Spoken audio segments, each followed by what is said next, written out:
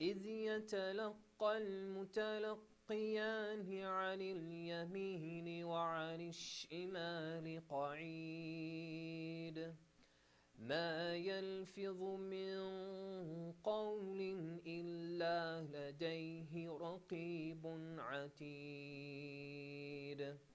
Allah Azza wa Jal here tells us, ayah number 17, remember two receivers.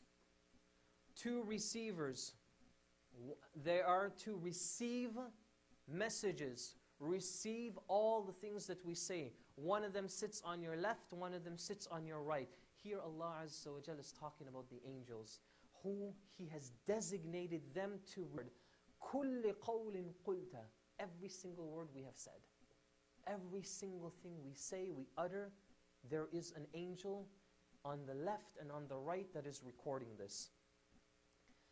And here, in the following ayah, ayah number 18, it continues, whatever he utters from his words, there are scribes ready to record this. So Allah Azza wa Jal emphasizes the same thing, but actually explains it, that the purpose of these two angels is to record, leaving no word, no movement unrecorded. In another ayah, Allah Azza wa Jal describes that these two angels, they are karam, they are honorable, and they are katibin, and their job is to write, record. Can you imagine? Now subhanallah, if you really think about this, think about that every single word and letter you say, try to comprehend this. Every single letter, even when I'm sitting here speaking to you, there are angels sitting beside each and every one of us. This very second will never leave us. And every single word you say is been recorded. And on the day of judgment, Allah Azza wa Jal will say, هَاءُ مُقْرَأُ كِتَابِيَ.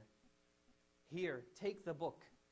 And if it just so happens that the book where all of these things have been recorded in, if there are more good things, more positive things recorded about us, we will receive this book of record in our right hands.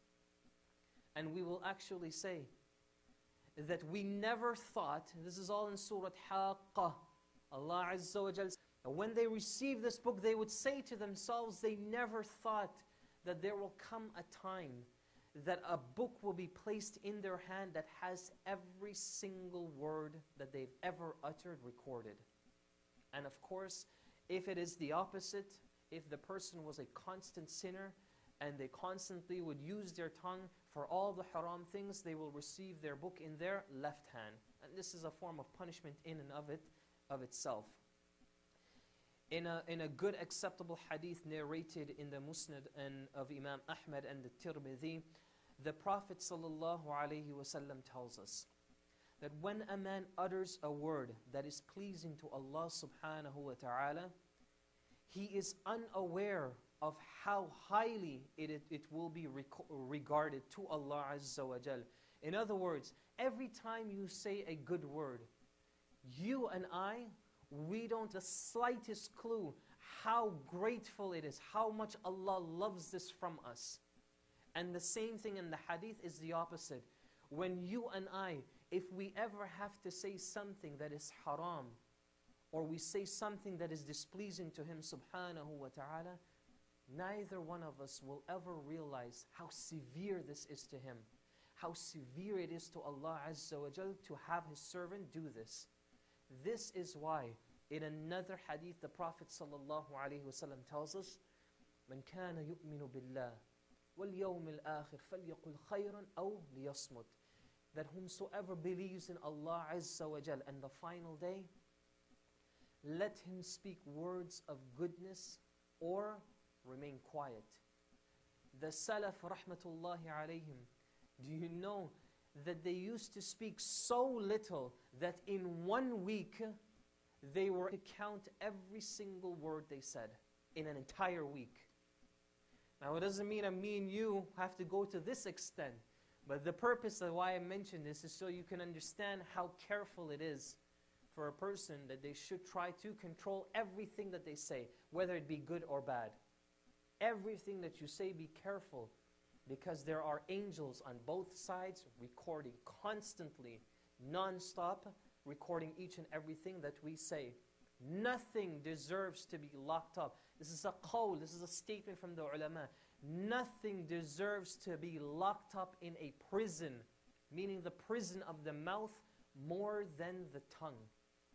Nothing deserves to be locked up and remain quiet more than the tongue. Do you know that some ulama actually give a nickname?